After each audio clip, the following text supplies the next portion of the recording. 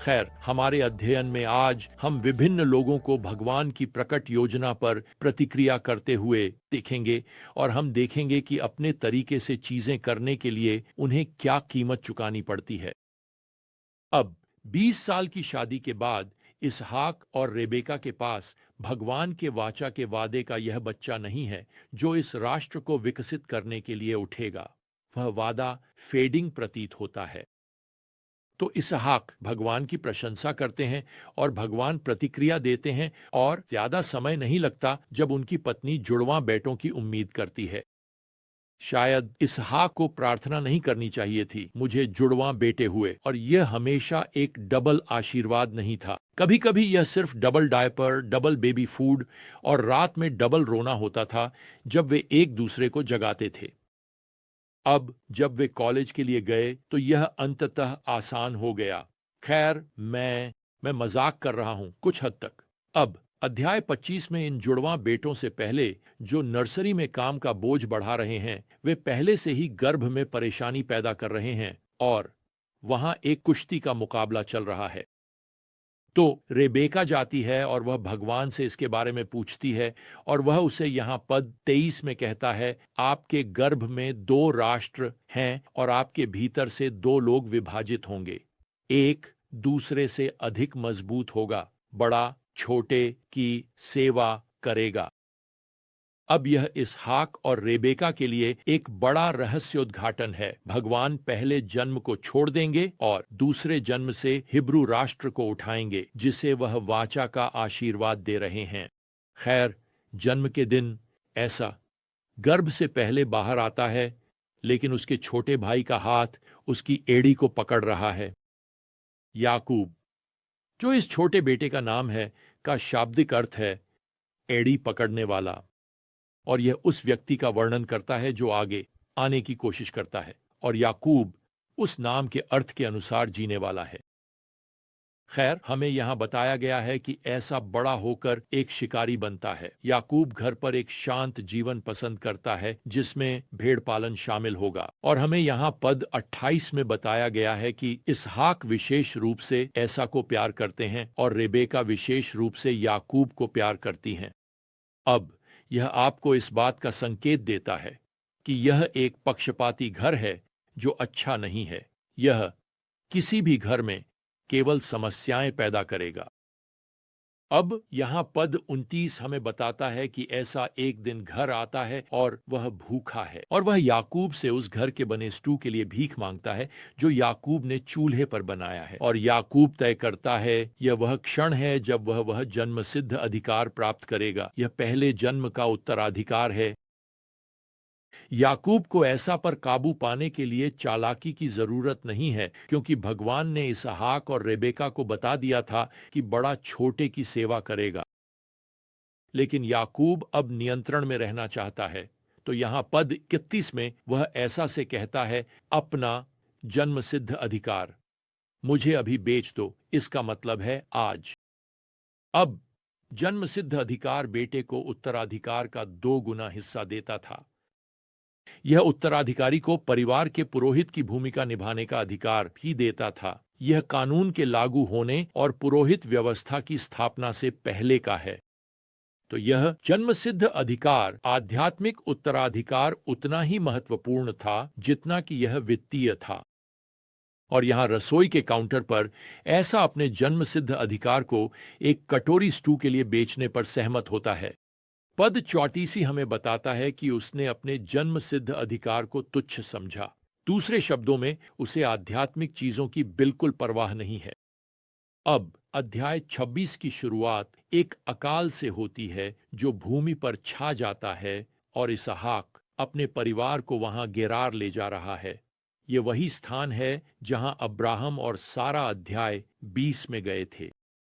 और अगर आप विश्वास कर सकें तो इसहाक वही झूठ बताता है जो उसके पिता अब्राहम ने पहले कहा था।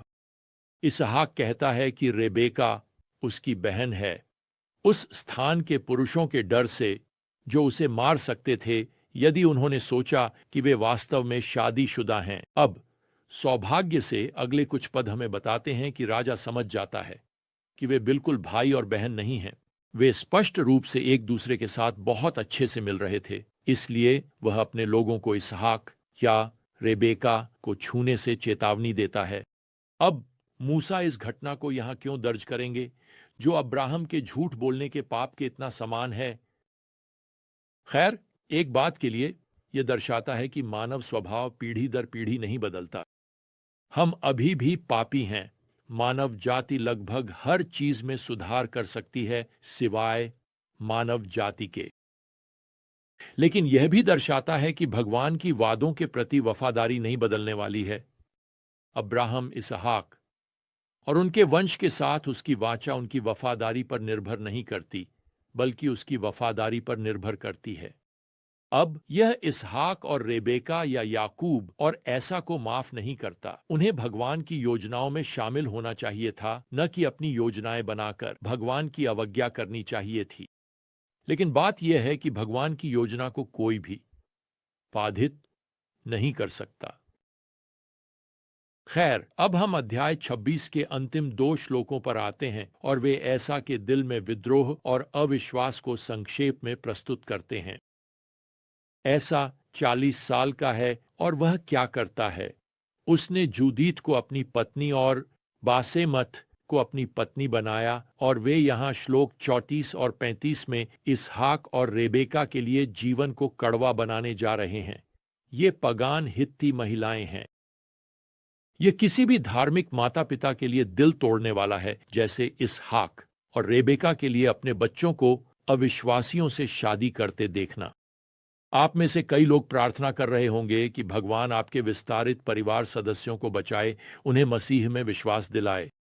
खैर, इस बीच मैं आपको बताना चाहता हूं, उन्हें प्यार करते रहें, एक पुल बनाते रहें और उनके लिए प्रार्थना करते रहें।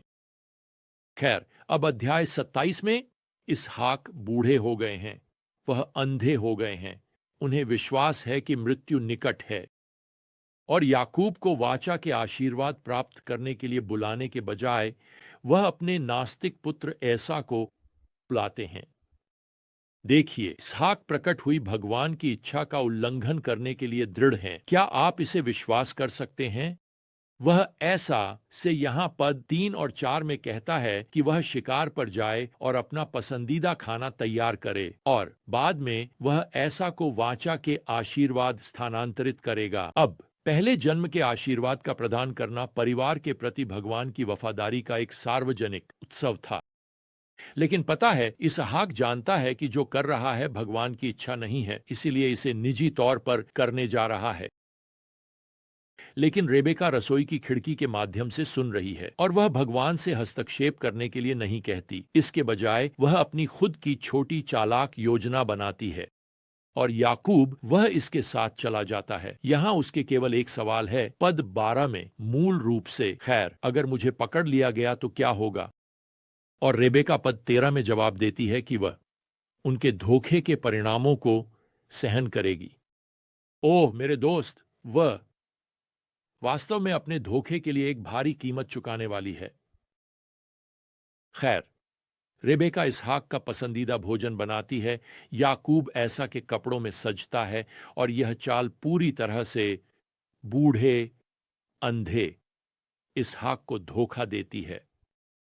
अब फिर से ध्यान रखें कि भगवान ने पहले ही इस आशीर्वाद के लिए याकूब को चुना है। भगवान इस पापी धोखे के बिना विवरणों को सुलझा लेते जो इस परिवार को वैसे उनके जीवन के बाकी हिस्से के लिए विभाजित करने वाला है।